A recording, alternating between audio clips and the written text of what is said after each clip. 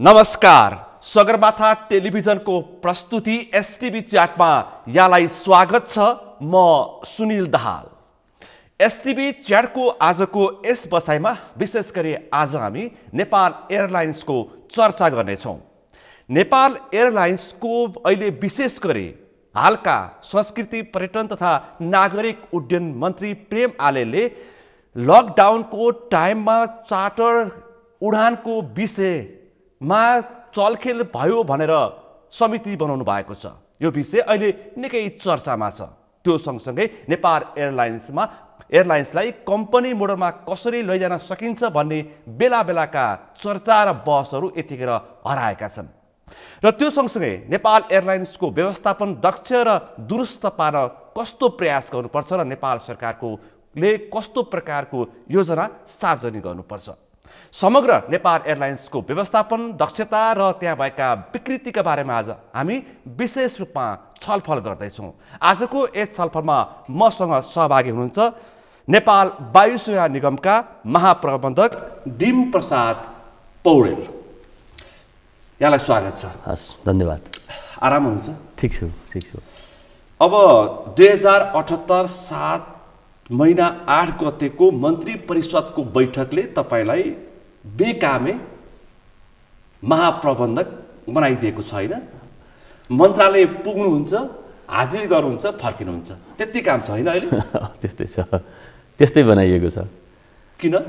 यो सरकार परिवर्तनसँगै अब नेपालमा अब ब्युरोक्रेसीमा, टेक्नोक्रेसीमा चाहिँ अब हात हाल्ने, आफूलाई अनुकूल भएका मान्छेहरूसँग काम गर्ने खालको एउटा टेन्डेन्सी छ। अब त्यही टेन्डेन्सीको एउटा चाहिँ ऊ होला भन्ने जस्तो लाग्छ। अब नयाँ मन्त्रीज्यू आइसकेपछि अब सुरुमा त हामी सँगै गरौँ, मिलेरै काम गरौँ भन्नेमै कुरा भइरहेको थियो। बिचमा उहाँले अब के सोच्नुभयो, अब मन्त्रीज्यूले चाहिँ त्यो प्रस्ताव लगेर अब तपाईँ चाहिँ मलाई चाहिँ अब मन्त्रालयमा तान्ने निर्णय गर्नुभयो। अब त्यसको विरुद्धमा अदालतमा जाने, रिजिस्ट्रेट गर्ने धेरै। तपाईँ सर्वोच्च अदालत पनि जानु भएन, किनकि त्यसरी हटाइएपछि अन्य सरकारी कार्यालयको एउटा प्रचलन के छ भन्दाखेरि त्यहाँका प्रमुखहरू कुदेर सर्वोच्च अदालत पुग्ने एउटा परम्परा छ। तर तपाईँ अहिलेसम्म पुग्नु भएको छैन। म गइनँ। म किन गइनँ भने मन्त्रीले नै चाहनु हुँदैन, मन्त्रीसँगै मिलेर काम गर्न सकिँदैन भनेदेखि र जुन मन्त्रालयको जिम्मा लिएर मन्त्री आएका हुन्छन् उनीहरूलाई काम गर्ने, उनका अनुकूल पात्रहरू लिएर आएर काम गर्न दिनुपर्छ भन्ने हिसाबले म यो नगरेको। यो किनभने मसँगैका अरू धेरै निकायहरूमा यहाँले हेर्नुभयो, धेरै निकायहरूमा गएर रिजिस्ट्रेट भएर आएर आफूले जुन काममा नियुक्ति भएको हो त्यो काममा काम गरे, धेरै साथीहरूले गर्नुभएको छ। तर मैले त्यो गरिनँ। अनि तपाईँ बेकामे महाप्रबन्धक, काम पनि छैन, तपाईँ मन्त्रालय पनि पुग्नुहुन्छ, हाजिर पनि गर्नुहुन्छ, तलब चाहिँ खानुहुन्छ कि खानुहुन्न? मैले तलब लिन्न भनेर घोषणा गरिदिइसकेको छु। जुन बेला मलाई जुन कामको निम्ति नियुक्त गरिएको हो त्यो काममा मैले काम गर्न नपाएपछि त्यो नपाएको अवधिको मैले तलब सुविधा मैले लिन्न भनिदिइसकेको छु। त्यसो भए हाजिर मात्रै गरेर बस्ने। अब त्यस्तै। त्यसो भए राजीनामा दिए भइहाल्यो नि, किन मन्त्रीको पनि टाउको दुखाइ, तपाईँको पनि यो झन्झटिलोपन, राजीनामा दिएर अन्य काम गरे भइहाल्यो। तपाईँ एउटा चार्टर एकाउन्टेन्ट हुनुहुन्छ। राजीनामा दिन पनि सकिन्छ, तर मैले के चाहन्छु भने एउटा नागरिकको हैसियतले निगममा के कस्ता कामहरू, के कस्ता गतिविधिहरू हुन्छन्, यो 3 करोड नेपालीको साझा सम्पत्ति हो, यसमा जथाभावी हुन नपाओस् र यसमा मनपर्दी नहोस् भन्नको निम्ति बसेर एउटा वाचडगको काम गर्नुपर्छ भन्ने तपाईँको मनसायले तपाईँ चाहिँ वाचडगको रूपमा खबरदारी गर्न मन्त्रालय दिनको एकचोटि पुगिरहनुहुन्छ। मैले यो खबरदारी म गर्छु। म रहन्जेलसम्म खबरदारीको निम्ति नै म बस्छु। त्यहाँ आफ्ना अनुकूल मान्छे लिएर आएर आफ्ना अनुकूल निर्णयहरू गराएर होइन र निगमलाई धराशायी बनाउन र यत्रो सम्पत्ति निगमको जुन चाहिँ के अरे नेपाली जनताको सम्पत्ति छ यसलाई धराशायी बनाउन चाहिँ मैले सकेसम्म म दिन्न। एउटा नागरिकको हैसियतले। संस्कृति, पर्यटन तथा नागरिक उड्डयन मन्त्री पीएम आलेले कति राम्रो काम गरिरहनु भएको छ भन्दा वाइ कमाइरहनु भएको छ। तपाईँ चाहिँ के बेइमानी हुन्छ, के खराब काम हुन्छ, म त्यहाँ खबरदारी गर्न ढोकामा पुगिरहन्छु भन्नुहुन्छ। यसमा तपाईँ के बुझ्नुहोस् भने यो सार पक्ष के हो र रूप पक्ष के हो यो हामीले बुझ्नुपर्छ। बाहिर जे हल्ला गरिएको हुन्छ भित्र त्यस्तो नहुन सक्छ। र वाही पाउनुभएको छ मन्त्रीज्यूले। मलाई म उहाँहरूलाई हार्दिक धन्यवाद बधाई दिन चाहन्छु यदि वाही साँच्चीकैमा पाउनुभएको हो भने। नेपाल वायु सेवा निगमले के पायो त? उहाँको नेतृत्वले नेपाल वायु सेवा निगमले के पायो त्यो हेर्न जरुरी छ। तपाईँ हामीले हेर्नुपर्ने विषय भनेको त्यो हो।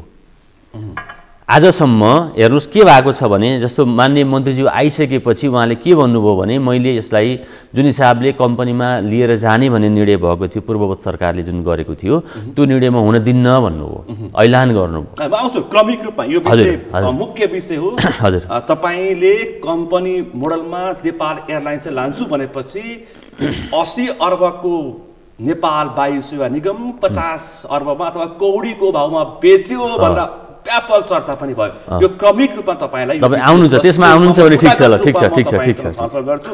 पहिलो प्रश्न, मन्त्रीको चर्चा त यति राम्रो चर्चा त स्टन मात्रै हो त? त्यसो भए मैले यस्तो हेर्छु, हेर्नुहोस् अब के अहिले उहाँले यति धेरै काम गरिरहनु भएको छ, उहाँकै पार्टीबाट आएका विरोध खतिवडा रामकुमारी झाँक्री किसान श्रेष्ठहरू के सुतेर बसेका छन्? उनीहरू लम्फु हुन्, उनीहरूले केही कामै गरेका छैनन्। एउटा मन्त्रीले मात्रै काम गर्नुभएको छ। देखाउने कुरा र गर्ने कुरा फरक हो। हेर्नुहोस् मैले उहाँले गर्नुभएको छैन भनेको छैन, तर मैले केही देखाएको छैन। तर बजारमा यस्तो चर्चा छ कि मन्त्री को छ, प्रेमाले छ। यो के हो भने तपाईँ हामीले एउटा फिल्म हेरेका थियौँ, इन्डियन फिल्म, यो एक दिनका मुख्यमन्त्री भन्ने कुरा होइन। आज यहाँ यो भत्काइदिए भनेको छ, त्यो बनाइदिए भनेको छ, त्यसलाई 10 करोड दिए, त्यसको 5 करोड दिए, त्यसलाई कारबाही गर, त्यसलाई थुन, हुन्छ नि एक दिनभित्र सारा काम पटाक्रा बुटुक गर्ने। यो तालले चाहिँ हुन्छ चल्छ जस्तो मलाई लाग्दैन। हेर्नुहोस् यो राजनीतिक रूपमा म पनि 30औं वर्षदेखिबाट कुनै राजनीतिक पार्टीको सदस्य भएर आएको छु, आफ्नो प्रोफेसनल एउटा पनि छ र यस्ता हामीले राजनीतिक हेऱ्यौँ भने पनि, देशका राजनीति हेऱ्यौँ भने पनि यसरी चाहिँ हुँदैन। हेर्नुहोस् यसको सिस्टम हुन्छ, विभिन्न आयामहरूको अध्ययन गर्नुपर्छ, अध्ययन गरिसकेपछि मात्रै यसको अगाडि पाइला चालिनुपर्छ। चाइनिज जहाजको कुराले तपाईँ सोध्नुहुन्छ, मैले बिचमा आउन खोजेँ है। चिनिया जहाज चलाइहाल्नुपर्छ। म भोलि चलाउँछु। अब चिनिया जहाज के कारणले सुत्यो? तपाईँसँग क्रमिक रूपमा अब प्रसङ्ग सुरु गरौँ। हजुर, तपाईँहरूमाथि एउटा छानबिन समिति बनेको छ। त्यो भनेको लकडाउनको समयमा, कोभिडको समयमा चार्टर उडानमा तपाईँहरूले कमिसनको चलखेल गर्नुभयो। विशेष गरी तपाईँको योजनामा तपाईँले तत्कालीन संस्कृति पर्यटन तथा नागरिक मन्त्री योगेश भट्टराईलाई गुमराहमा राखेर कमिसनको चलखेल गर्नुभयो चार्टर उडानमा। यो अलिकति तपाईँलाई सूचना कम भयो होइन। योगेश भट्टराई मन्त्रीज्यू छ, मैले 3-4 महिना मात्रै काम गर्ने मौका पाएँ। त्यो बिचमा कुनै चार्टर उडानहरू भएको छैनन् है। त्यसले गर्दाखेरि त्यो छानबिन अब व्यक्तिगत रूपमा म माथि हो जस्तो त लाग्दैन, किन मैले त्यतिखेर म आउँदाखेरि त चार्टर उडानहरू सबै लगभग बन्द भइसकेका थिए। हामीले कार्गो चार्टरहरू मात्रै केही गरेका थियौँ। अब हिजो मैले मन्त्रीज्यूको पनि मन्तव्य सुने, त्यसमा चाहिँ मन्त्रीज्यूले के भन्न खोज्या त? त्यो पूर्ववत कार्यकारी प्रमुख जो हुनुहुन्थ्यो उहाँहरूको विषयमा भन्न खोज्नुभएको होला। त्यसमा मेरो नाम आएको हो अथवा मेरो निम्ति हो भन्ने मलाई त लाग्दैन, किन ठिक छ गएन गर्दा हुन्छ। फेरि के छ भने नेपाल वायु सेवा निगमले अरू प्राइभेट एयरलाइन्सले भन्दा बढी चार्टर उडान गरेको छ। त्यो डाटा हेरेपछि उहाँ छर्लङ्ग हुन्छ उहाँलाई। त्यति बेला मैले पनि हेरेँ, किनभने म गइसकेपछि म जाँदाखेरि त चार्टर सबै बन्द भएको अवस्था थियो। म गएपछि गरिन खासै होइन। प्यासेन्जरको हामीले 4-5 वटा मात्रै मलाई लाग्छ उडानहरू गऱ्यौँ होला। त्यो फेरि फेयर हामीले हाम्रैमा टिकट काटेर, निगममै टिकट काटेर चार्टर उडान सम्बन्धी कार्यविधि नै मैले बनाएको। चार्टर उडानको म आउने बित्तिकै चार्टर उडानको कार्यविधि बनाएर त्यसपछि 100% ट्रान्सपरेन्ट भएमा जो आउँछ गर्ने भनेको कोही आउनु भएन, चार्टर भएन म आएपछि धेरै खासै होइन। अनि सबैको मन्त्रीजीको अहिले मुख्य तारो भनेको तत्कालीन संस्कृति पर्यटन मन्त्री योगेश भट्टराई र तपाईँ हुनुहुन्छ। छानबिन समिति किन बनाउनु पर्यो त्यसमा? अब ठिक छ, त्यो बनाएर त्यस्तो कुनै फाइन्डिङ आउँछ भनेदेखि आओस् होइन। हामीले हेर्नुपर्ने कुरा के हो भने नेपाल वायु सेवा निगमको क्षमता के हो होइन। त्यो क्षमताले पुरापुर उपयोग भयो कि भएन र अरू उडान अब जस्तो तपाईँ भनौँ न, त्यही बेलामा कतार एयरवेजले एक दिन पनि फ्लाइट रोकेन।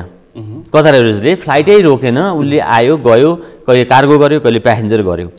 आज पनि हिसाब किताब गऱ्यौँ भने कतार एयरवेजको जति हामीले फ्लाइट गर्न सकेका छैनौँ, किनभने उनीहरूको जति फ्लिट साइज हाम्रो छँदै छैन। गर्न सकिने विषय नै होइन होइन। तर भएको जहाजहरू उपयोग भयो कि भन् एउटा कुरा। अर्को कुरा मैले हिजो माननीय मन्त्री प्रेमालेको चाहिँ अन्तर्वार्ता सुन्दाखेरि के बुझेँ भने मिडल इस्टबाट जुन प्यासेन्जरहरू आए उनीहरूलाई ढाड सेक्ने गरी चाहिँ के अरे पैसा असुल गरियो होइन हो त्यो असुल गरेको म चेक गर्छु भनेर भन्नुभएको छ भन्ने मैले सुने होइन त्यसकारण अब यो कता इङ्कित गर्न खोज्नुभएको के विषयमा यसको छलफल चल्दैछ यो विषयमा म अनभिज्ञ छु। अख्तियारलाई समेत पत्र लेखेर तिनीहरूलाई कारबाहीको दायरामा उभिएर छाड्छु भनेर चेतावनी दिइसक्नु भएको। त्यो राम्रो एकदम राम्रो मन्त्रीहरूले गर्ने नै यस्तै हो नि मन्त्रीहरूले गर्ने नै यस्तै हो गलत गर्ने मान्छेहरूलाई कारबाही गर्नु पर्यो सही गरेको मान्छेलाई चाहिँ प्रमोट गर्नु पर्यो होइन सही गरेको मान्छेलाई गलत त्याएर फाल्नु भएन र प्रपर अनुसन्धान गर्नु पर्यो क्या मैले के मेरो भनाइ के हो भने अनुसन्धान गरेपछि होला कि टहर सहर भत्काउने के काम हुन्छ नि अनुसन्धान हुनुभन्दा पहिला भत्काउने अनि अनुसन्धान गर्नु भएन नि यहाँ पनि त्यही हेर्नु पर्यो कसले के काम गरिरहेको छ पहिला बुझ्नु पर्यो मन्त्रीको लेभलबाट आफै बुझ्नु पर्यो अनि बल्ल अनुसन्धान गर्नु पर्यो के डाटाहरू हेर्नु पर्यो। विचारमा मन्त्रीसँग यथेष्ट प्रमाण र कुनै जानकारी हुँदैन उहाँ कसले के सुनाउँछ त्यसको आधारमा बोल्दै हिँड्नु भएको छ। मन्त्री हजुर ठिक त होइन मन्त्रीलाई सबै नलेज हुन्छ भन्ने छैन सबै कुराको मन्त्रीलाई नलेज हुँदैन। मन्त्री भनेको विचारमा अहिलेका संस्कृति पर्यटन तथा नागरिक उड्डयन मन्त्री प्रेम आरलाई कति नलेज छ नेपाल उड्डयनको पर्यटन क्षेत्रको त केही होला यो मन्त्रालयको कति नलेज छ यसबारेमा उहाँलाई मैले सुरुमा भेट्नुभन्दा पहिला पनि यो विषयमा राम्रै चासो राख्ने मान्छे हो उहाँ चासो राख्नुहुन्थ्यो किनभने हामीले पटक पटक सुन्यौँ म पर्यटन मन्त्रालय नै आउँछु पर्यटन मन्त्रालय नै चाहिन्छ मलाई नभई हुँदैन भनेर भनिरहनुहुन्थ्यो यतिसम्म कि पर्यटन मन्त्रालय नपाए म नेकपा एकीकृत समाजवादीमा आउँदिन भनेर उहाँले प्रश्न भन्नुभएको थियो अनि त्यही भएर उहाँले चाहिँ मन्त्री हुन्छु होइन कि म पर्यटन मन्त्री हुन्छु भन्नुहुन्थ्यो पहिला होइन त्यसले गर्दाखेरि तपाईँसँग कुराकानी त भयो होला म माननीय मन्त्रीको हैसियतमा मैले प्रेम आलेलाई भेटेको 2-3 मिनट जति होला जम्मा 2-3 उहाँले मसँग ब्रिफिङ पनि लिनु भएन मेरो योजनाको बारेमा सोध्नु भएन केही बुझ्नु भएन मेरो बारेमा ब्रिफिङ उहाँले अन्तैबाट लिनुभयो। तपाईँ योगेश भट्टराईको मान्छे अनि किन ब्रिफिङ होला मलाई कुनै उस भएन त्यसमा लिनु भएन होइन 2 मिनट 3 मिनट जति उहाँसँग म गफ गरेँ होइन त्यतिखेर टिकटिङको कुरा अनलाइन टिकटिङको कुरा तुरुन्तै गर्नुहोस् भन्नुभएको थियो हामीले अनलाइन टिकटिङको प्रक्रिया अगाडि बढाइसकेका छौँ बोर्ड मिटिङ राखेर म यो गरिहाल्छु मैले बोर्डको सदस्यसँग सबैसँग भनिसकेँ मन्त्रीज्यू भने मैले भोलि सूचना निकाल्नुहोस् भन्नुभयो।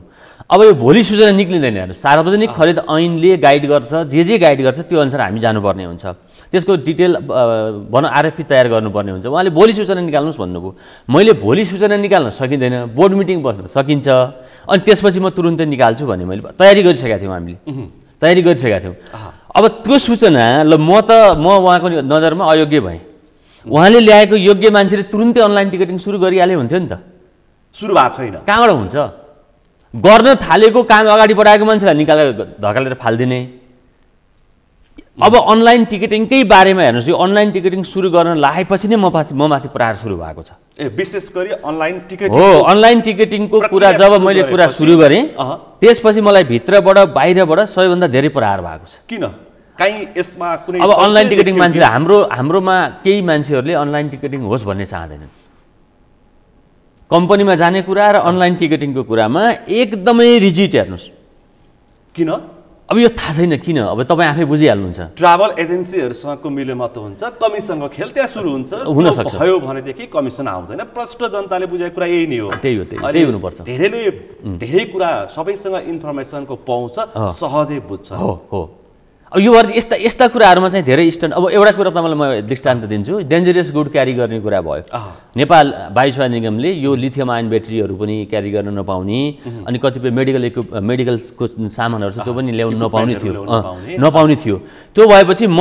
आएको 2-3 महिनामै मैले पोहोर साल मैले डेन्जरस गुडको किन अहिलेसम्म भएको छैन भनेर तुरुन्तै देन एन्ड दियर मैले कमिटी बनाएँ त्यसको एसओपी बनाएँ त्यसको अडिट गराएँ है 1 वर्ष लाग्यो त्यो बनाउनलाई हेर्नुहोस् कम्प्लिट गर्नलाई 1 वर्ष लाग्यो अनि नागरिक उड्डयन प्राधिकरणसँग गएर सर्टिफिकेट लिनुपर्ने थियो मलाई त आन्दोलनले चाहिँ बाहिर राखिएको थियो म गएर त्यो सर्टिफिकेट ल्याउन भ्याइनँ त्यो सर्टिफिकेट अहिले नयाँ कार्यकारी आउनुभयो उहाँले लिनुभयो अब के गर्नुभयो भने त्यसको स्टन्ट के भयो भने है यो डेन्जरियस गुडको सर्टिफिकेट मैले आउने बित्तिकै ल्याइदिएँ 1 वर्ष लाग्ने काम जो डिम्प्रसादले गरिसकेको थियो काम कम्प्लिट गरिसकेको थियो प्रमाणपत्र लिन मात्रै बाँकी थियो त्यो प्रमाणपत्र लिएकोले चाहिँ अहिले के गरियो भने भयङ्कर काम गरियो भनेर चाहिँ अब स्टन्टबाजी गरिएको छ त्यहाँ सोभनियर गुड्स राख्ने कुरा त्यो मैले कार्यविधि बनाएँ। सम्पूर्ण पास भइसकेको थियो, मैले पास गरिसकेको थिएँ, सञ्चालक समितिबाट पास गराइसकेको थिएँ। त्यो अस्ति आएपछि उद्घाटन गर्नुभयो, मैले गरेँ भन्नुभयो। 2टा फ्लाइट थपिया छ, अरू केही गरेको छैन। चलिरहेको ठाउँमा 2टा फ्लाइट थप्दाखेरि गएर केक काटेको छ। एयरपोर्टमा यात्रुको लागि हजुर सवारी पनि उहाँले सञ्चालन त्यो चाहिँ अब नागरिक उड्डयनतिरको त्यो राम्रो कुरा हो, तर भयङ्कर ठुलो कुरा होइन कि, सामान्य हो। तर त्यसलाई ठिक छ, त्यसलाई मैले यसभन्दा अगाडिका मन्त्रीहरूले किन त्यसको प्रयास गरेन्, महाप्रबन्धकहरूले किन त्यसको प्रयास गरेन्? त्यतिखेर अब त्यो चाहिँ खास नागरिक उड्डयन प्राधिकरणको कार्यक्षेत्र हो। अब त्योभन्दा पहिलाका महानिर्देशकहरूले त्यहाँबाट गर्नु पर्थ्यो। अब त्यसमा अरू धेरै कुराहरू छन् गर्न पनि, मैले कतिपय कुरा लेखेर पनि मैले दिएको थिएँ अनि नागरिक उड्डयन प्राधिकरणमा। अब ती विषयहरू चाहिँ गर्दै होला, क्रमिक रूपमा हुँदै जालान्। अब भएपछि गर्नेले गरेँ भन्न त पाउनु परिहाल्यो, त्यसमा केही छैन। अब अर्को एउटा तपाईँमाथि लागेको गम्भीर आरोप, अहिलेको चर्चित विषय नारायणहिटी दरबार सङ्ग्रहालय लिज प्रकरण। तपाईँ यसभन्दा अगाडि बतास समूहको सिइओ हुनुहुन्थ्यो, कार्यकारी अधिकृत। तपाईँ त्यसपछि योगेश भट्टराईको पालामा महाप्रबन्धक बनेर तपाईँ नेपाल एयरलाइन्स प्रवेश गर्नुभयो। तपाईँ प्रवेश गरिसकेपछि आउनु अघि र आउनुपछि यो सबै लिज प्रकरणमा तपाईँको मुख्य भूमिका छ भनेर अहिले सञ्चार माध्यममा आइरहेको छ। यसको कहीँ कतै पनि यसको एक सिनका प्रमाण कहीँ भेटिन्छ भने मलाई ल्याइयोस्। त्यो नारायणहिटीको नाम पनि मैले उच्चारण गरेको छैन कहिल्यै।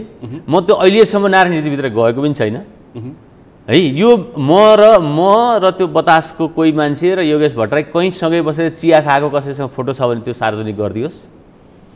फोन ट्र्याकहरू गरियोस्, मैले उता कुरा गरेका यता कुरा गरेका, अरू के विधि प्रविधि अपनाएर हुन्छ चेक गरियोस्। मैले त्यो कहीँ केही काम गरेको रहेछु भने यो लेख्न संयोग मिल्छ। म क्यान्सर अस्पतालमा पनि त सिइओ थिएँ नि, म चितवन मेडिकल कलेजमा पनि त कार्यकारी भएर काम गरेँ नि होइन, धेरै ठाउँमा मैले गरेँ नि। त्यहाँका पनि ल्याएर जोडिएला नि भोलि बिहान। यो यसमा कुनै तुक छैन, यसमा कुनै यसमा मैले यो सारा सञ्चार माध्यमका साथीहरू जो लेख्नु भएको छ उहाँहरूलाई म चुनौती दिन्छु, यो सन्दर्भमा मेरो सहभागिता 1 मिनेट पनि मैले यो कुनै विषयमा खर्च गरेको कहीँ भेटिन्छ भनेदेखि म आएर कुरा गर्नु। बतास समूह पोखराको, तपाईँ पनि पोखराको, त्यसकारण त्यसको सिइओ, तपाईँको राजनीतिक दलसँग राम्रो सम्बन्ध, त्यसकारण नारायणहिटी दरबार सङ्ग्रहालयदेखि लिएर पशुपति धर्मशाला लिज प्रकरणमा समेत छैन। पशुपति त झन् तपाईँको त्यो अघि र आउनु पछिका चर्चाहरू त्यो कहीँ जोड्न त जसलाई जोडे पनि भयो। तपाईँ गएर एक दिन त्यहाँ बस्नु भएको छ, कफी खानु भएको छ भनेर कसैले भनिदेला होइन। म त गएर कफी पनि खाएको छैन, बसेको टेकेको पनि छैन, मलाई थाहा पनि छैन। अझ कहीँ भेट्नुभयो भने मलाई फेरि यसै गरी बोलाउनुहोस्, अथवा तपाईँले मलाई नबोलाइकन प्रसारण गरिदिनुहोस् कि मेरो संलग्नता भेटियो भनेदेखि। यो आजको म बोलेको कुरा र तपाईँले भेटेको कुरा एकै ठाउँमा राखेर प्रसारण गरिदिनुहोस् न। खैर, यो बजार हल्ला यथार्थ नहोस् यही कामना छ। अब यो नेपाल वायु सेवा निगमलाई कम्पनी मोडलमा लाने विषय तपाईँको पालामा निकै चर्चा भयो, होमवर्क पनि भयो। तर यस्तो नकारात्मक सन्देश गयो कि सर्वोच्च अदालतमा मुद्दा नै पर्यो। सर्वोच्च अदालतले फेरि यस्तो किसिमको निर्णय गरिदियो कि नेपाल वायु सेवा निगमलाई निजीकरण नगर्नु। अब बुझेर गऱ्यो कि अब अदालतको कुरा हो, तपाईँले चाहिँ अर्बौंको नेपाल वायु सेवा निगमलाई कौडीको भावमा बेच्न खोज्नुभयो, बेचिसक्यो भनेर चर्चा भयो। के गर्नुभएको थियो? अब यो विषयमा तपाईँलाई मैले अलिकति विस्तारै गर्न पाऊँ, म नेपाल वायु सेवा निगमलाई कुन मोडलमा चलाउने भन्ने कुराको पहिला क्लियरिटी हुनुपर्छ भन्ने मान्छे। कि त यसलाई कम्पनी, कि त यसलाई व्यावसायिक संस्थाको रूपमा अगाडि बढाउँ। व्यावसायिक संस्थाको रूपमा अगाडि बढाउने हो भने यसलाई नाफा घाटा कति गर्छ त्यो कुरा ख्याल गरौँ। व्यावसायिक संस्थाको रूपमा चलाउने हो भने होइन, यसलाई नेपाल सरकारको एउटा निकायको रूपमा चलाउने हो भने यसको नाफा घाटाको हिसाब किताब नगरौँ। जसरी हामीले हुलाक सेवा विभाग चलाएका छौँ, जसरी पुरातत्व विभाग चलाएका छौँ, खानीहरू चलाएका छौँ, के चलाएका छौँ नि, त्यहाँ नाफा घाटा कति भयो भनेर हेरिँदैन। त्यस्तै एउटा अङ्गको रूपमा हेरौँ, यसले कतिवटा फ्लाइट गर्यो, कति जनतालाई सेवा दियो, कति कार्गो ओसार प्रसार गर्यो भनेर मात्रै हेरौँ र पैसा आवश्यक पर्दा लगाइदिउँ। कि राज्यको एउटा विभागको रूपमा चलाउँ होइन, यसलाई व्यावसायिक रूपमा यसले नाफा पनि गर्नुपर्छ, सेवा पनि दिनुपर्छ भनेर हामीले यसलाई यदि बिजनेस अर्गनाइजेसनको रूपमा हामीले यसलाई ट्रिट गर्छौँ र त्यसरी सोध्छौँ भनेदेखि यसलाई व्यावसायिक हुन दिनुपर्छ। यसले नाफाघाटा हिसाब गरेर सरकारलाई बुझाउनुपर्छ भने नाफा गर्नको निम्ति अधिकतम नाफा गर्नको निम्ति यसलाई निर्णय प्रक्रियाहरूमा पनि सहभागी आफ्नो निर्णय गर्ने क्षमता दिनुपर्छ। यसलाई बिजनेसको रूपमा डेभलप गर्नुपर्छ हैन, खर्च घटाउने उपायहरू पनि यसलाई गर्न दिनुपर्छ। भनिसकेपछि म कुन पक्षमा हो भने हिजो पनि म एउटा अध्ययनको कार्यदलमा पनि पहिला बसेको थिएँ। त्यहाँदेखिबाटै मैले यसलाई चाहेको के हो भने यसलाई बिजनेस एन्टिटीको रूपमा लानुपर्छ, यो राज्यको निकायको रूपमा राखिनु हुँदैन र सधैँ राज्यले यसलाई चाहिँ भरथेक गरिरहनु हुँदैन, सधैँ राज्यले सपोर्ट गरिरहनु हुँदैन भन्ने पक्षको मान्छे। सधैँ ऋणमा डुबिरहनु हुँदैन, कमाउनु पर्छ र त्यो कमाउनु हो र व्यापारिक संस्था हुनको निम्ति यसले व्यापारका आधारभूत मान्यताहरू, खर्च कटौतीका, आम्दानी बढाउने मान्यताहरू, जस्तो तपाईँलाई एउटा उदाहरण दिउँ, लकडाउन भयो, उडानहरू चलेनन्, नेपालका निजी क्षेत्रका उडानहरू संसारभरिका कम्पनीमा मोडलमा गएका कम्पनीहरूले के गरे, स्टाफहरूको टेम्पररी ले अफ गरे, कार्यालयहरू बन्द गरे हैन, तलबहरू कटौती गरे। नेपाल एयरलाइन्सले 1 रुपियाँ तलब कटौती गर्यो, किन यो त सरकारी जस्तो भयो नि त। त्यहाँ गएको मान्छे के भयो भने हामी त सरकारी हौँ, हामी त जस्तो भए पनि चले पनि नचले पनि नाफा घाटा जे भए पनि हामीले नाफै खानु के अरे तलबै खानुपर्छ भन्ने मानसिकता भयो नि त। यो भइसकेपछि अब चल्दैन। अब सरकारको हस्तक्षेप उस्तै छ हेर्नुहोस्, हरेक पटक मन्त्री आउँछन्, नयाँ मन्त्री आउने बित्तिकै के गर्छन्, यी 20-30 जना मान्छे जागिरलाई निगमले भन्छ मलाई मान्छे चाहिँदैन, सरकारले भन्छ, मन्त्रीले के भन्छ, यी मान्छे लैजा लगाएर करार र अस्थायी कर्मचारी। यसमा हेर्नु रविन्द्र अधिकारी र योगेश भट्टराई दुईजनाले नियुक्ति गर्नु भएन, त्यो बाहेक अरू सबै मन्त्रीहरूले मान्छे नियुक्त गरिदिने, चाहिया छैन मान्छे नियुक्त गरिदिने, चाहिया छैन चिनिया जहाज चाहिन्न, यो जहाज चलाएर हुँदैन है भनेर निगमले निर्णय गरेको छ, चिनिया जहाज ल्याएर हुँदैन भन्ने कुरा। फेरि के गरेछ, लैजा यो चाहिन्छ, यो राजनीतिक कुरा भयो, यहाँ द्विपक्षीय कुरा भयो भने चिनिया जहाज ल्याएर थुपार्दै हेर्नुहोस्, अहिले 3 अरब भन्दा बढी त चिनिया जहाजको लस छ। फेरि मन्त्रीले भन्दै हुनुहुन्छ चिनिया जहाज किन घाममा सुताएर राख्नु हो। अब सुन्नुहोस् है, अब यस्तै राजनीतिक र सरकारी हस्तक्षेपको कारणले यसलाई एउटा कम्पनी मोडलको रूपमा डेभलप गरिनुपर्छ भन्ने पक्षको मान्छे म हो। म यो जहिले पनि, हिजो पनि आज पनि, कम्पनी मोडलका आफ्नै मान्यता हुन्छन् हैन, त्यसले बिजनेसमा कम्पिटिसन गर्न सक्छ भन्ने मान्यता राख्ने मान्छे। यो बिचमा फेरि मैले गएर कम्पनी मोडल बनाउनको निम्ति तुरुन्तै चाहियो, यही साल गर्नुपर्छ मैले भनेको थिइनँ। तपाईको पालामा आएको प्रतिवेदन 8औं प्रतिवेदन रहेछ हैन, कम्पनी मोडलमा लानुपर्छ भन्ने कुरा। त्योभन्दा अगाडि धेरै अध्ययनहरू भएका छन्। त्यो अध्ययन मात्रै होइन, योभन्दा अगाडि हेर्नु सबै पञ्चवर्षीय योजनाहरूमा 58 सालदेखिबाट के बोलिएको छ भने निगम यसरी चल्दैन, यसलाई कम्पनी मोडलमा लैजाऊ भनेको छ। हरेक पञ्चवर्षीय योजनाहरूमा, बजेटहरूमा हेर्नुहोस्, हरेक पटकका बजेटहरूमा त्यस्तै निर्णयहरू भएका छन्। राष्ट्रिय योजनाले अस्ति भर्खरै पनि त्यसलाई मुख्य प्राथमिकता दिएको छ। यदि नेपाल वायुसेवा निगमलाई कम्पनी मोडलमा लगिएन भने विघटन गर्ने अवस्थामा पुग्छ। अस्ति भर्खरै पनि भनेको छ हेर्नुहोस् है। अब यति भन्दै अब हामीले के गरेका छौँ भने होइन कम्पनी मोडलमा लानु भनेछ। अब जोडियो कहाँ भनेदेखि यहाँ मिठो शब्द कहाँबाट ल्याइयो भने कम्पनी मोडलमा लैजाउँ भनेको कुरालाई निजीकरण गर्यो, बेच्न खोज्यो भन्दाखेरि क्याची हुने भयो नि त, पब्लिकले ट्याक्कै समात्ने भयो हो। त्यही कारणले के गर्यो, यसलाई निजीकरण गर्न खोजियो भनेर भनियो। जबकि जुन प्रबन्धपत्र नियावली प्रस्ताव गरिएको छ, ड्राफ्ट गरिएको छ, त्यो ड्राफ्टमा के भनिएको छ भने 51% नेपाल सरकार रहने र बाँकीमा कर्मचारीको सेयर राख्ने, स्ट्राटेजिक पार्टनरहरू लिएर आउने, नेपालका पर्यटन व्यवसायहरू, पर्यटन मन्त्रालय, अर्थ मन्त्रालय, त्यसै गरी कर्मचारी सञ्चय कोष, नागरिक लगानी कोषका निकायहरूलाई पनि समावेशकर्ताको रूपमा ल्याउँ भनिएको छ। हेर्नुहोस् अब यो मन्त्रालयको 6 अर्ब 34 करोड, हजुर 30 अर्ब विदेशी लगानी सफ्ट लोन खोज्ने भन्नुभएको छ। हो त्यसपछि 14 अर्ब चाहिँ आइपिओ जारी गरौँ भने कलेक्सन गर्ने भनेको छु मैले। त्यो आइपिओमा नेपालका पर्यटन व्यवसायहरू, होटल व्यवसाय, रेस्टुरेन्ट व्यवसायहरू, ट्रेकिङ ट्राभल एजेन्सीहरू यिनीहरूलाई पनि राखौँ भनेको छु मैले, ताकि एउटा अपनत्व होस्। यो मोडलमा जान पाएको भए तपाईँ कल्पना गर्नुहोस् त, आज नेपाल एयरलाइन्स टर्न एराउन्ड हुन्थ्यो। अब यहाँ के गरियो भने भ्यालुएसन गर्यो भन्यो। म अहिले पनि यही तपाईँको सञ्चार माध्यमबाट म चुनौती दिन्छु, डिमप्रसाद पौडेलले कहाँ कहिले भ्यालुएसन गरायो, कहिले डिडिए गरायो, त्यो ल्याउनुहोस्, त्यो भ्यालुएसन रिपोर्ट ल्याउनुहोस् त, त्यो भ्यालुएसन रिपोर्ट ल्याउनुहोस्, यहाँ मलाई देखाउनुहोस् कहाँ मैले भ्यालुएसन गराएँ, कुन भ्यालु मैले एक्सेप्ट गरेँ। म आउनुभन्दा 2 वर्ष पहिला गरिएको भ्यालुएसनलाई मैले रिजेक्ट गरेको छु। रिजेक्ट गरेर यो भ्यालुएसन हुँदैन यसको भ्यालुएसन कम आएको छ, यो भ्यालुएसन हुँदैन, नयाँ डिडिए गर्नुपर्छ भनेर नयाँ डिडिए गर्ने कमिटी बनाएको छु मैले। त्यसमा नयाँ डिडिए गर्दाखेरि सरकारी प्रतिनिधि राखौँ, महालेखाको प्रतिनिधिहरू राखौँ, होइन, चार्टर एकाउन्टेन्टहरू राखौँ, विज्ञहरू राखेर भ्यालुएसन गरौँ। अनि त्यो भ्यालुएसन पनि बेच्ने होइन, फेरि जति भ्यालुएसन आउँछ त्यो भ्यालुएसन चाहिँ सरकारले कहीँ बेच्ने होइन, त्यो बराबर चाहिँ त्यो नयाँ बन्ने कम्पनीमा चाहिँ सेयर हाल्ने। जस्तो 80 अरबको सम्पत्तिको भ्यालुएसन आयो भने त्यो नयाँ बन्ने कम्पनीमा 80 अरब चाहिँ नेपाल सरकारको के भयो, सेयर भयो। अनि बाँकी पैसा चाहिँ पब्लिकबाट उठाउँ भनेको छु। म यो चुनौती दिन चाहन्छु फेरि पनि, मैले कहाँ भ्यालुएसन गराएँ, खोइ त्यो रिपोर्ट किन सञ्चार माध्यमले दिन सक्दैनन्? मन्त्रीले बोल्दै हिँड्नुभएको छ, मन्त्रीलाई पनि म यहाँबाट चुनौती दिन चाहन्छु, खोइ देखाउनुहोस् कहाँ देखाएँ, कहाँ गरेँ मैले? डिम प्रकाश पौडेलले बेच्नको लागि नेपाल वायुसेना निगमलाई भ्यालुएसन गरायो। त्यो यस्ता उल्लु कुरा, यस्ता उल्लु कुरा रिपोर्ट उसले गोप्य रूपमा राखेको छ भनेर कर्मचारीहरूले पनि यसलाई बाहिर ल्याए। मन्त्रीले त सार्वजनिक कार्यक्रममा देखाए हुन्छ के गोप्य रूपमा राखेको, मैले लुकाएको रहेछु भने कहीँ न कहीँ त होला नि त। त्यही पनि तपाईँको एउटै आँटले त नेपाल वायुसेना निगम बिक्री हुन्छ। ल सोच्नुहोस् त, अहिले तपाईँको मन्त्रीले चाहेर हुन्छ, पर्यटन मन्त्रीले चाहेर हुन्छ, अर्थमन्त्रीले चाहेर हुन्छ, प्रधानमन्त्रीले चाहेर हुन्छ, चाहेर पनि नहुन सक्छ। निजीकरणको लागि हेर्नु 7वटा डिफ्रेन्ट मन्त्रालयहरू, लाइन मिनिस्ट्रीहरूको कमिटी बन्छ, निजीकरण गर्ने कमिटी बन्छ। त्यो निजीकरण कमिटीको सिफारिसको आधारमा हुनुपर्छ।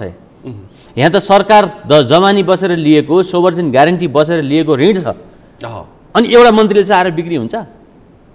जे पनि बोलिदिने। मन्त्री जस्ता मान्छेहरू आएर के बोले भने यो त निगम त बेच्न लागेको रहेछ, यस्तो भ्यालुएसन गराएर छ।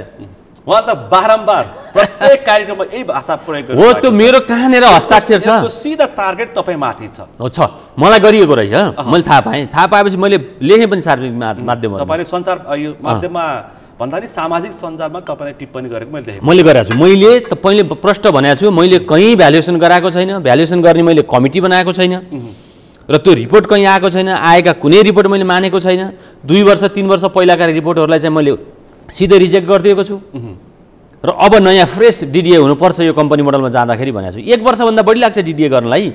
म गएको 7 महिना 5 महिना भएको छैन, अनि डिडिएसम्म कम्प्लिट हुन्छ?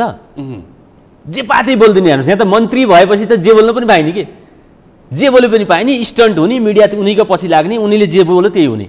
तपाईँ आज सार्वजनिक सञ्चार माध्यममा यसरी बोलिरहनु भएको छ, भोलि मन्त्रालयमा फेरि तालचा लाग्दैन, के फरक पर्छ? मलाई तालचा लाएर, म त राजनीति गरेर आएको मान्छे, 30औं वर्ष मेरो त 32 वर्षदेखिको सङ्गठित सदस्यता भएको मान्छे हो। म जिल्लामा स्टुडेन्ट पोलिटिक्स गरेको मान्छे, म प्रोफेसनल भन्दाखेरि प्रोफेसनलमा पोलिटिक्स गरेको मान्छे हो। म क्षमता राख्छु, मेरो आफ्नै 10औं कम्पनी छन्, म कम्पनी चलाएर बसेको छु, रोजगार दिएको छु 100 भन्दा बढी मान्छेलाई। अनि मन्त्रालयमा जान दिएनन्, कसले दिएनन् भनेर म डराउने मान्छे हो? मलाई यो कुराले कुनै हालतमा छुँदैन। हेर्नुहोस्, गर्न सकिन्छ कि भनेर हामी एउटा सल्लाहले गएका हौँ। त्यतिखेर प्रधानमन्त्रीसँग सल्लाह भयो, पर्यटन मन्त्रीसँग सल्लाह भयो।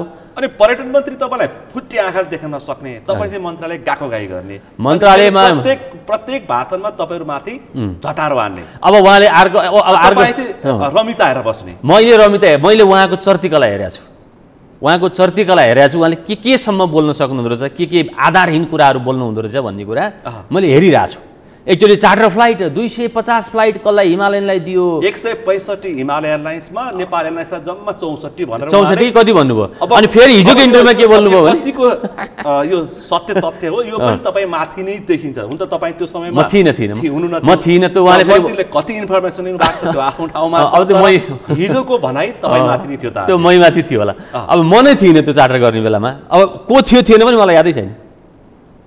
अन्धाधुन्द बेहोसी के, बेहोसीमा राजनीति पनि हुँदैन, बेहोसीमा देश पनि बन्दैन। होसमा आउनु पर्यो, फ्याक्ट हेर्नु पर्यो, डाटा हेर्नु पर्यो, कसरी चल्छ, कसरी हुन्छ, यसका विज्ञहरू राख्नु पर्यो। आफूलाई सबै ज्ञान हुँदैन, ज्ञान नभएपछि विज्ञहरूसँग सोधेर पनि अगाडि बढ्न सकिन्छ। यहाँ त जे पायो त्यही, जे मुखमा आयो त्यही बोलिदिएको छ, के पब्लिकली कन्ज्युम हुन्छ त्यो मात्रै बोलिदिएको छ। सामाजिक सञ्जालले के रुचाउँछ, आम पब्लिकले कस्तो मन्त्रीले भनेको रुचाउँछ त्यही अनुसार बोलेको हो त्यसो उहाँले। त्यति हो, त्यो बाहेक केही पनि होइन। मन्त्री जस्तो व्यक्तिले तथ्यहीन तरिकाले त्यसरी बोलेको मैले भने त भन्न मिल्छ। मैले भने त उहाँले भ्यालुएसन यति गराइछस् भने भन्नुभयो, त्यो डाटा ल्याए भयो नि त। पुरानो डाटा 2 वर्ष पहिलाको डाटा। अब तपाईँ आज भन्नु यो बिल्डिङको भ्यालुएसन 20 वर्ष पुरानो भ्यालुएसन लिएर आएर अहिले गरेछ फलानले भने हुन्छ?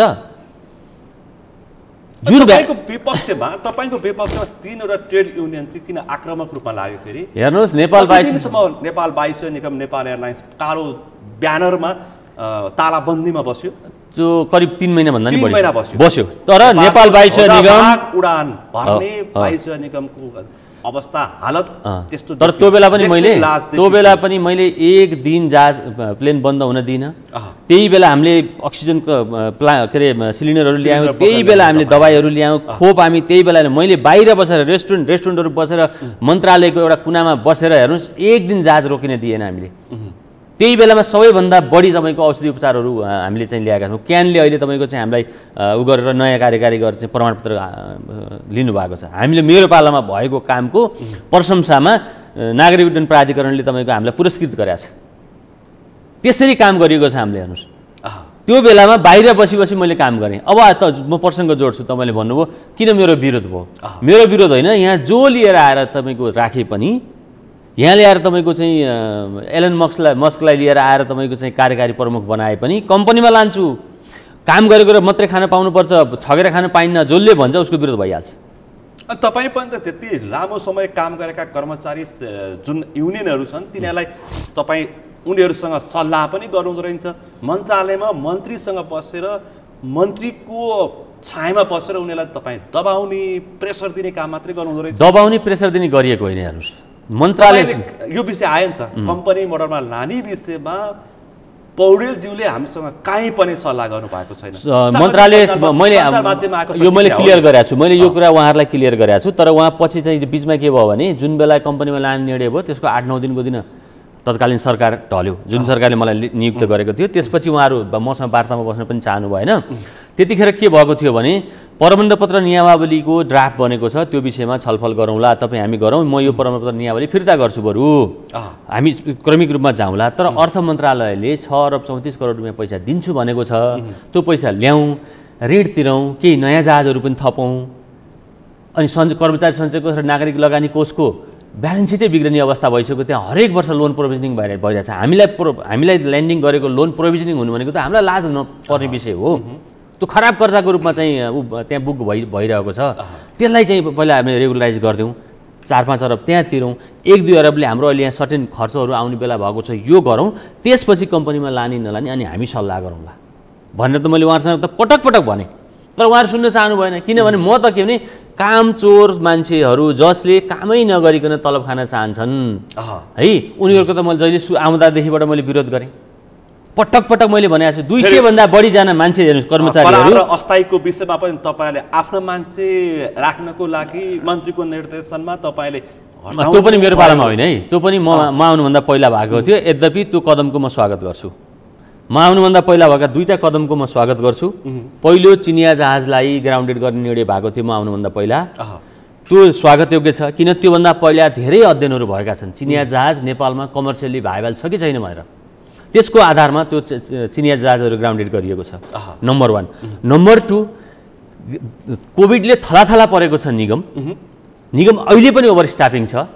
र त्यो बेला जुन बेला कोभिडको महामारी छ त्यो बेला करार सकिएका मान्छेहरू, करार भएका मान्छेलाई केही गरेका छैन, कायम भएका करार अवधि सकिएका मान्छेको करार नवीकरण नगरे हो। जुन बेला निगमलाई कर्मचारी आवश्यकतै थिएन, जुन बेला आवश्यकता पर्यो फाटफुट त्यहीबाट मध्येबाट कोही कर्मचारी आवश्यकता पर्यो, फेरि के भनियो भने जुन बेला आवश्यकता पर्छ हामी तिमीहरू मध्येबाटै लिन्छौँ है भनेर उहाँहरू मध्येबाटै लिएको छ। फेरि अनि कहाँनिर गल्ती भयो? नचाहिएको बेलामा निकाल्नु, चाहिएको बेलामा लिनु भनेको गल्ती हो। त्यो पनि एउटा प्रक्रिया हुन सक्छ नि, त्यो त प्रक्रिया पुर्याएको छ। नियुक्ति सरुवा बढुवा हटाउने त त्यो एउटा प्रक्रिया हुन सक्छ। प्रक्रिया पुर्याएरै असन्तुष्टि जनाउँदै जनाउनु। अरू कुरा उनीहरूले कर्मचारी युनियनले यतिसम्मको तपाईँमाथि आरोप लगाएका छन् कि तपाईँलाई उड्डयन क्षेत्रको तपाईँलाई नलेजै छैन भन्ने सम्मको म च्यालेन्ज गर्छु नि त। उड्डयन क्षेत्रमा 30 वर्ष काम गरेका मान्छेहरूले अहिले निगम चलाइरहेछन् नि त, योभन्दा पहिला नि त चलाए नि त। म च्यालेन्ज गर्छु नि त, म एकाउन्टको मान्छे, म फाइनेन्सको मान्छे, म भन्छु नि त कसरी निगम चलाउने रहेछ। म च्यालेन्ज गर्छु नि त, आज निगम कसरी निगम चल्छ, हरेक दिन कति घाटा भइरहेको छ, कुन फ्लाइटमा कति घाटा हुन्छ, म च्यालेन्ज गर्छु। मसँग आयो हुन्छ नि त्यो उड्डयन क्षेत्रको। हामी त हेर्नुहोस्, हामी फाइनेन्सको मान्छेहरू त हरेक सेक्टरमा तपाईँ लिएर जानुहोस्, हामी विदिन 2 मन्थ्स हामी फिट हुन्छौँ। विदिन 2 मन्थ्स त्यहाँको बिजनेस अन्डरस्ट्यान्डिङ भएपछि अब यो बिजनेस कसरी चल्नुपर्छ भन्ने हामी भन्न सक्छौँ। र म च्यालेन्ज गर्छु, आओस् न त 30 वर्ष जहाज चलाएको मान्छे आउने हो कि 30 वर्ष इन्जिनियरिङ गरेको मान्छे आउने हो कि 30 वर्ष निगम चलाएको मान्छे आउने, मसँग आएर कुरा गर्नु न त फेस टु फेस। म भन्छु म यो प्यारामिटर कसरी चल्छ।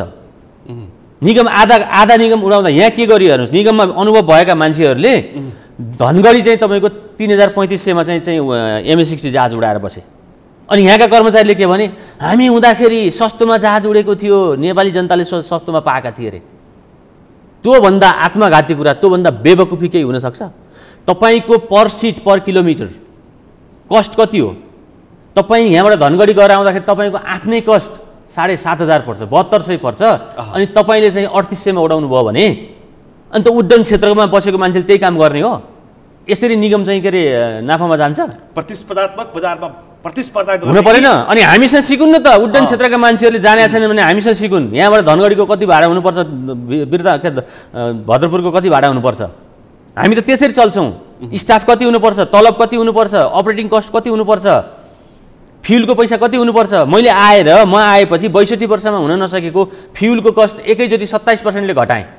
यो फ्युल कस्टले निगम धानिँदैन भनेर। अनि यहाँ कुनै 30-35 वर्ष काम गरेका उड्डयन क्षेत्रका अनुभवीहरूले किन नगरे त? गर्नु पर्दैन? त्यहाँका 30 वर्ष काम गरेका युनियनका कर्मचारीले के भने, जसलाई उड्डयन क्षेत्रको नलेज छैन, अनुभव छैन, त्यो चाहिँ कम्पनी बनाउँदै हिँड्छु भनेर यहाँ झुट डिजाइन बनाएर यहाँ के कतिसम्म झुट्ने एउटा कर्मचारी छ, एउटा पागल जस्तो, जिन्दगीभर युनिभर्सिटी नदेखेको मान्छे, त्यो जन्मदाखेरि म युनिभर्सिटी गइसकेको थिएँ होला, जरुरी छैन होइन? युनिभर्सिटीमा तपाईँको चाहिँ म त युनिभर्सिटी कमिटीमा बसेको मान्छे, हेर्नुहोस्, युनिभर्सिटीमा मैले सर्टेन उसमा मेरिटमा ल्याइसकेको मान्छे, ऊ त गुच्चा खेल्दै गएर बेलामा आएर आरोप लगाइदिए भयो, यो यस्तो उस्तो हुने नहुने झुटा आरोप पऱ्यो। हेर्नुहोस्, त्यहाँ के रहेछ भने सम्भवतः नेपालमा कुनै पनि सार्वजनिक संस्थानमा यति धेरै झुटको खेती हुँदैन होला, नेपाल वाइसिया निगममा जस्तो। त्यहाँ काम हुँदैन, झुटै झुट। अब सुन्नु, 200 भन्दा बढी कर्मचारीको गएर बस्ने काम गर्ने कुनै SOP छैन, कुनै जेडी जब डिस्क्रिप्सन छैन। उसले के गर्छ, गएर हाजिर गर्छ, अनि एउटाको कोठामा जान्छ, अर्काको कोठामा जान्छ, सबैजना एउटा कोठामा जम्मा हुन्छन्। काम होइन कि उसलाई दैनिकी टार्ने उसैले समस्या, कुरा काट्ने बस्ने, कुरा काट्ने बस्ने, दिन कटाउने मात्रै छ त्यहाँ। अनि निजी एयरलाइन्सहरू कहाँ पुगिसके, वायुसेना निगम जहाँको त्यही पुग्दैन, उकालो होइन। तपाईँ ल सुन्नुहोस् न, एउटा कुरा भनौँ, हिमालयन एयरलाइन्ससँग यहाँ पटक पटक उदाहरण जोडिने गरिन्छ। हिमालयन एयरलाइन्स यद्यपि उनीहरू पनि 10औं अरब घाटामा छ होइन? हामी चाहिँ 62 वर्षमा 10 अरब घाटा, उनीहरू चाहिँ 8-10 वर्षमा 10 अरब घाटामा आइसके। आज पनि हिमालयन एयरलाइन्सको 300 आफ्ना कर्मचारी प्लस माइनस होला है, मैले ठ्याक्कै हेरेको छैन, 300 आफ्नो कर्मचारी, 50 जना करिब आउटसोर्सका कर्मचारी, 350 कर्मचारीले 4 वटा जहाज उडाएको छ, वेल उडाएको छ पक्कै पनि होइन? अनि हाम्रो कति छ? हाम्रो 4 वटा जहाज, 2टा ट्विनेटर थप्नुहोस् त्यसमा, 2टा ट्विनेटरले दिनको 2-2 वटा 4-4 वटा फ्लाइट गर्ला होइन? र ग्राउन्ड ह्यान्डलिङ छ, त्यति हो नि हाम्रो। ग्राउन्ड ह्यान्डलिङमा हाम्रो 200 स्टाफ कति छ? अब सुन्नुहोस्, ग्राउन्ड ह्यान्डलिङमा 212 जना कर्मचारी लाग्छन् है, अथवा 300 कर्मचारी निकालिदिनुहोस्। अनि 2टा ट्विनेटर चलाउन कति चाहिएला? 100 जना अरू राख्नुहोस्, 400 कर्मचारी। ल 400 कर्मचारी बराबरको हामीले एक्स्ट्रा काम गरेका रहेछौँ हिमालयनको भन्दा। अब हिमालयनको 4 वटा जहाज र हाम्रो 4 वटा जहाज बराबर भयो, जहाज उडान त बराबरी छ होइन? अझ पटक पटक उनीहरूले बढी गरेका छन् भनेको छ। अब हाम्रो कर्मचारीको सङ्ख्या 1200 हाम्रो आफ्नो कर्मचारी स्थायी प्लस करारको गरेर, करिब 800 आउटसोर्सका कर्मचारी, 2000 अब हाम्रा कर्मचारी छन्। त्यही साइज एउटै साइज हो। ल 2000 मा 400 घटाइदिनुहोस्, 1600, कहाँको 300, 350, कहाँको 1600। अब सोच्नु, अब यसरी चल्छ निगम? 4 वटा होइन कि 8 वटा जहाज उडेर छ। हो, मैले यही भएर के भनेको भने कर्मचारी ननिकालौँ। ल ठिक छ, कर्मचारी ननिकालौँ, रोजीरोटीको कुरा हो, निकाल्नु हुँदैन। र कर्मचारीलाई काम थपाउँ न त, काम थप्नुको निम्ति जहाज थप्नु पर्यो। जहाज थप्नको निम्ति त सरकारको विश्वास जित्नु पर्यो नि। सरकारले के भन्छ, कम्पनी मोडलमा लैजाऊ, म पैसा दिन्छु, सेयर हालिदिन्छु, DDA गर, सेयरको यकिन गर, अनि बार्गेनिङ गर, कर्मचारी सञ्चयको नागरिक ल्याङ्गको ब्याजको बार्गेनिङ गर भने सरकारले बकाइदा हामीलाई चाहिँ अर्थ मन्त्रालयले निर्देशन दियो। मैले त्यो निर्देशन पालन गरेँ।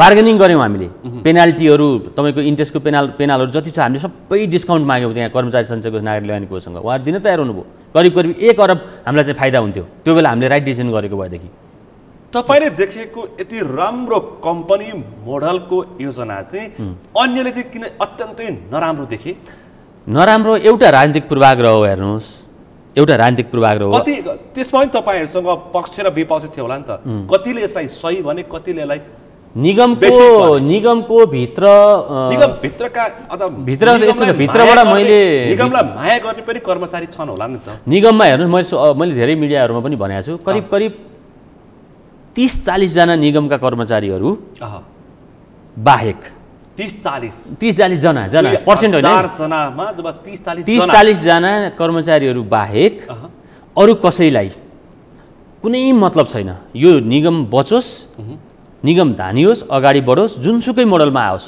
हामीलाई मतलब छैन जागिर खान पाइयोस् वृत्ति विकास होस् तलब आओस् वृत्ति विकास होस् त्यति हो तर नेपालको ध्वजाबाग उद्यानको चाहिँ वृद्धि विकास नहोस् यो चाहिँ तपाईको ध्वजाबाग धानियोस् चलोस् जसरी मोडल जुन मोडलमा चल्ने चलोस् भनेको छ अब राष्ट्रिय ध्वजाबाग चल्नको लागि चलोस् अत 30-40 जनाको के छ भने अहिले जस्तो छ जुन राजनीतिक हस्तक्षेप छ जुन राजनीतिक शरण बेला बेलामा उहाँले काम नगरे बापत तपाईले कसैलाई कारबाही गर्न सक्नुहुन्न गरेर राजनीतिक शरण लिइदिन्छ मान्छे म फलानु पार्टीको मान्छे भन्छ महाप्रबन्धक भन्दा पनि ट्रेड युनियनको अध्यक्ष अरे तपाई कुरा गर्नुहुन्छ हामी म भन्दा कति जुनियर मान्छेले मन्त्रीलाई भेट्ने हो म भेटाइन्छु प्रधानमन्त्रीलाई भेट्ने हो म भेटाइन्छु भन्दै आउँछन् हेर्नु महाप्रबन्धक कति आउँछन् नि बुझ्नुभयो न अब त्यो त राजनीतिक यो राजनीति जबसम्म हेर्नुहोस् यहाँ राजनीतिक शरण माग्न यहाँका कर्मचारी गइरहने राजनीतिक हस्तक्षेप गर्न सरकार आइरहने जबसम्म यो प्रवृत्ति रहन्छ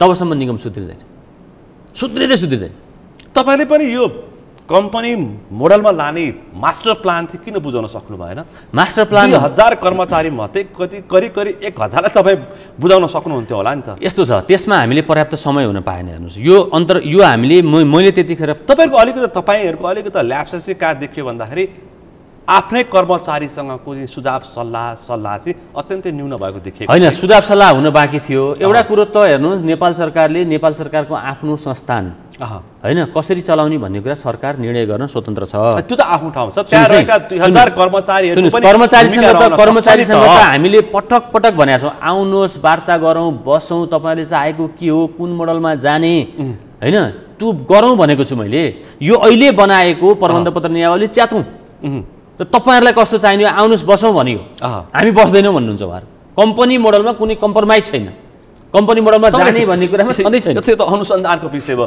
तपाईहरु यसको यति धेरै नकारात्मक कर्मचारी हुनुको कारणको पछाडी कारण र कारकको अलिकति अनुसन्धान गर्ने प्रयास गर्नुभयो त्यो पनि तपाईको दायित्व भित्र पर्छ नि मज्जाले मैले त हेर्नुस् हैन यसमा मैले राम्रोसँग हेरेको हो मैले भने 30-40 जना कर्मचारी बाहेक कसैलाई यो निगम बाँचोस् भन्ने बाहेक अरु केही पनि छैन हेर्नुस् यति हो निगमको माया नभएकालाई यो कम्पनी मोडल बस त्यति छैन प्राविधिक कर्मचारीहरु त हेर्नुस् यो निगम जसरी हुन्छ निगम धानियोस् कोही प्राविधिक कर्मचारीहरु चाहिँ आउन चाहनु भने नि त्यति बेला एकदम नगन्ने केही मान्छेलाई जबरजस्ती आन्दोलनमा लिएर आइयो तर समग्रमा भने यो यस्तै चल्दैन प्रशासनिकलाई भन्दा पनि प्राविधिकलाई बढी माया छ तर सम्मान छैन भनेर उहाँहरु नै गुनासो गर्नुहुन्छ ठीक छ अब सम्मान पाइलटहरु क्षेत्रको जति तलब सेवा सुविधा सरकारीमा भएन भन्न बारम्बार जुन मन्त्री आए पनि उहाँको पहिलो प्रस्तावै त्यही देखिन्छ हैन त्यो स्वाभाविक हो हेर्नुस् किनभने हाम्रै एयरलाइन्समा काम गर्नेहरु अन्त गए भने त्यसको डबल भन्दा बढी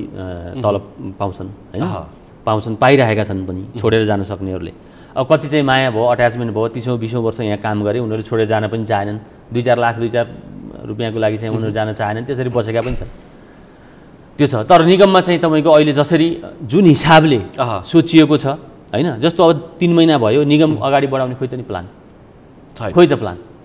15 अरब पैसा मलाई चाहियो भनेर चाहिँ अर्थ मन्त्रालयले जानुभयो अर्थ मन्त्रालयले चाहिँ हामी दिन सक्दैनौं भन्दियो मन्त्री प्रधानमन्त्री समेत हेर्नु 650 करोड त पहिलो किस्ता मागिएको छ अर्थ मन्त्रालयसँग 650 करोड हो त दिने बेलामा मागि तयारी भएको बेलामा चाहिँ अब आन्दोलन गर्ने अब दिन नसक्ने बेलामा अब विश्वास घटिरहेको छ निगमप्रति हेर्नुस् अहिले डिम प्रकाश पौड चाहिँ अलि बेकामै भएपछि फेरि माग्न जाने जुन बेला माग्न दिन्छ आइज लैजाऊ भनेको बेलामा चाहिँ आन्दोलन गरेर बस्ने हैन अनि दिन रेडी गराएर मागेर हेर्नुहोस् अर्थ मन्त्रालयमा कति पटक गएँ, कसरी कन्भिन्स गरेँ होइन, कस्ता कस्ता योजनाहरू पेश गरियो र कन्भिन्स भएर ल हुन्छ दिने भन्ने बेलामा चाहिँ नगर्ने। अब अहिले तपाईँको चाहिँ ग्राउन्ड ह्यान्डलिङको जुन भाडा त छ त्यही खाने बस्ने अनि तलब पचाउने बस त्यति मात्रै भइरहेछ। तर तपाईँको पनि अलिकति यो कर्मचारी व्यवस्थापनमा चाहिँ अलिक क्षमता नदेखेको हो कि यो गुनासो? सुन्नुहोस्, मैले 1000 कर्मचारी समेत ह्यान्डल गरेको। इमान्दार कर्मचारी 1000, 1500, 2000 ह्यान्डल गर्न कुनै समस्या छैन। जो नियतै खराब राख्छ जुन कर्मचारीले र जुन कुरा बुझेर पनि बुझ पचाउँछ उसलाई म्यानेज गर्न सकिँदैन। निदायको मान्छेलाई उठाउन सकिन्छ, निदायको बाहना गरेकोलाई उठाउन सकिँदैन। निगममा अहिले भएकै त्यही हो। मैले भनेका कुरा त ठिक छ नै भन्ने, व्यक्तिगत रूपमा तपाईँले भनेको कुरा ठिक छैन भन्ने, मलाई म्यासेज गर्ने। दिनको 10औं जना मान्छेले तपाईँले भनेको कुरा ठिक छ पछाडि नहट्नु सर भनेर म्यासेज गर्छन् कर्मचारीहरू। तर पब्लिकको 10औं जनाले मसँग अहिले रेकर्ड गरेर राखेको छु मैले, उचाल्ने पछार्ने। अनि त्यही कर्मचारी के गर्छन् कोही भने भोलिपल्ट गयो भने आन्दोलन गरेको देखिन्छ। फेरि यस्तो कहीँ हुन्छ। अनि यस्तो कर्मचारी कसले म्यानेज गर्न सक्छ? कस्तो गम्भीर प्रकारको कोरोना भन्दा नि ठुलो रोग त, कोरोना भन्दा ठुलो रोग त त्यहाँ छ, डरलाग्दो रोग त नेपाल वायु निगम भित्र छ। यदि तपाईले भनेको सही हो भने चाहिँ गम्भीर प्रकारको, मैले गलत भने हुन्छ यो रोग चेक गर्नुस् न, गएर चेक गर्नुस्। त्यहाँ फरक तरिकाले कोरोना अनुसन्धान गरे हुन्छ, त्यहाँ अनुसन्धान गरे हुन्छ। मैले करिब 150 जना मान्छेको म नाम दिन्छु। ती मान्छेले गएको 6 महिनामा के काम गरे, उनको जब डिस्क्रिप्सन के हो, के गर्नु पर्थ्यो, उनको इल्ड कति हो, उत्पादकत्व कति दियो एउटा कर्मचारीले, कतिवटा टिकट काट्यो कि, कतिवटा भाउचर बनायो कि, रिकन्सिलिएसन गर्यो कि, भित्र बसेर के काम गर्यो, कतिवटा पेज टाइप गर्यो, म दिन्छु हेर्नुहोस्। एउटा कुनै कर्मचारीले 1 घन्टाको नि काम गराएन। 1 घन्टा गर्न सक्छ। प्राइभेट त्यही मान्छे गएर प्राइभेटमा गर्नु पर्यो भने त्यसले 5 घन्टा गर्ने तयार हुन्छ। नेपाल वायु सेवा निगम अथवा नेपालको उड्डयन क्षेत्रलाई ब्ल्याकलिस्टमा राखिएको छ, कालो सूचीमा राखिएको छ। तर अवस्था यस्तो छ।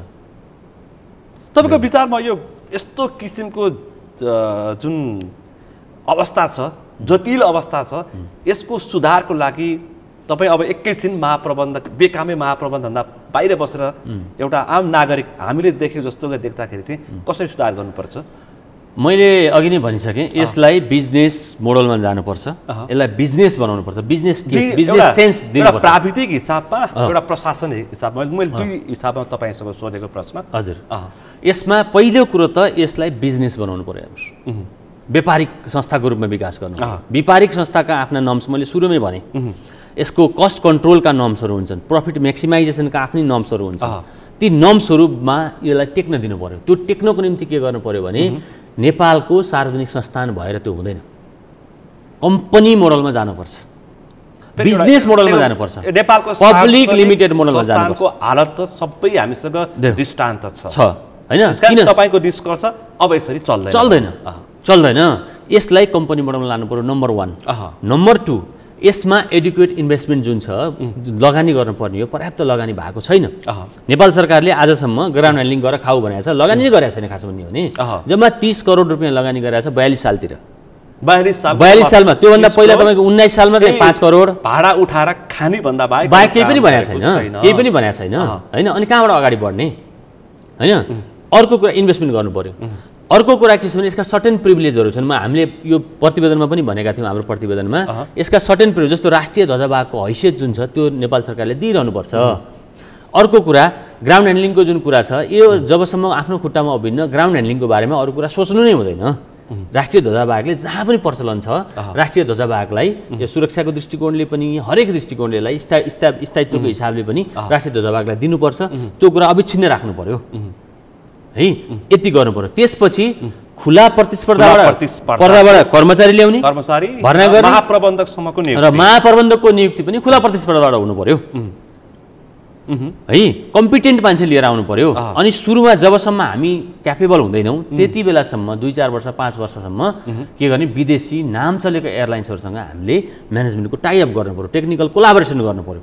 हाम्रो जनशक्ति उत्पादन व्यवस्थापकीय रूपमा गर्नु पर्यो। हो, सकिन्छ, पैसै समेत लिएर आउनु पर्यो, व्यवस्थापनको साझेदारी गर्नु पर्यो। र व्यवस्थापनको साझेदारी गरिसकेपछि हाम्रो स्टाफहरू पनि अनि कम्पिटेन्ट हुन्छन्, हाम्रा पाइलटहरू, हाम्रा इन्जिनियरहरू, हाम्रा मार्केटिङको स्टाफहरू, हाम्रो ब्याक अफिस जब कम्पिटेन्ट हुन्छ अनि त्यसपछि हामीले विदेशी व्यवस्थापन हटाउँ र आफ्नै एउटा व्यवस्थापन गर्न सक्ने भइन्छ। हेर्नुहोस् दुईटा देशमा जुन पपुलेसन छ नि, इन्डिया र चाइनाको लार्ज पपुलेसन हेर्नुहोस्, यस्तो बिचमा बसेका छौँ हामी। पक्कै नै हामीले केही गर्नु पर्दैन। हेर्नुहोस् चीनतिर 150 करोड जनसङ्ख्या छ, यता भारततिर 130 करोड छ। त्यो पपुलेसनको हामी बिचमा छौँ, यस्तो स्ट्राटेजिक लोकेसनमा छौँ। केही गरौँ, त्यहाँबाट मान्छे यहाँ ल्याउने, यहाँबाट पश्चिम युरोप अमेरिका लिएर जाने, सुदूरपूर्व लिएर जाने गरौँ त। केही गर्नु पर्ने। नेपालमा सबैभन्दा बढी पोटेन्सियल नेपाल एयरलाइन्सकै हुनसक्छ। पर्यटकीय दृष्टिकोणले हेर्नुहोस् त हामी कति युनिक ठाउँमा छौँ। सगरमाथा दुनियाँमा अन्त छ, लुम्बिनी दुनियाँमा अन्त छ, पोखराको युनिक जुन नेचर तपाईँ भेट्नुहुन्छ त्यो दुनियाँमा अन्त छ। अनि नेपाल एयरलाइन्सको यो हालत हुने हो भने यो प्रडक्टहरू हामीले कहिले बेचेर चाहिँ देशलाई उन्नति गराउन सक्छौँ? हामीले त हेर्नुहोस् नेपाल वायुसेनालाई जति स्ट्रङ बनायो, यो त फिडर हुनुपर्छ। यसले स्थानीय जुन एयरलाइन्सहरू छन् नि, लोकल एयरलाइन्सहरू, लोकल बिजनेसहरू, टुरिज्म बिजनेसहरू, यसलाई फिडिङको काम गर्नुपर्छ। लिएर आएर पर्यटकहरू आज भनेर 10जना दिनको 10वटा 20वटा फ्लाइटले विदेशीहरू लिएर आउँदै तपाईँको काठमाडौँमा छोड्दै गर्ने हो भने होइन, नेपालको अहिलेको पर्यटकीय पूर्वाधारले आधा पनि सर्भिस गर्न सक्दैन। नेपालका होटल पुग्दैन, नेपालका ट्राभल एजेन्सीहरू पुग्दैन, ट्रेकिङ हाइकिङ ऱ्याफ्टिङ एजेन्सीहरू पुग्दैनन्। यहाँ त्यति सम्भावना छ। मात्रै 20वटा फ्लाइट विदेशी बोकेर ल्याइदिनुहोस् त। यहाँ जम्मा 20वटा फ्लाइट मात्रै त्यति बोकिदिनुहोस्। 20वटा फ्लाइटमा तपाईँको ल 20वटा फ्लाइटको वाइड बडीको कुरा गरौँ भने तपाईँको चाहिँ 275 जना होइन, 275 जना एउटामा ल्यायो, त्यसमा ल मानव 200 जना मात्रै भयो र 20वटा फ्लाइट गरौँ, 4000 मान्छे डेली यहाँ तपाईँको पर्यटक आओस् त। डेली 4000 आएर एभरेज लेन्थ अफ स्टे तपाईँ चाहिँ मात्रै ल 5 दिन राखिदिनुहोस्। हाम्रो क्षमताले भ्याउँदैन, यही क्षमताले भ्याउँदैन, भ्याइ नभ्याइ हुन्छ हामीलाई। त्यसपछि अब म अन्तिममा चाहिँ यो सर्वोच्च अदालतमा पुगेको विषय पनि छ। सर्वोच्चको निर्णय चाहिँ कस्तो आयो भन्दाखेरि निजीकरण नगर्नु भनेर आयो। तपाईँले चाहिँ कसरी बुझ्नुभयो यसलाई?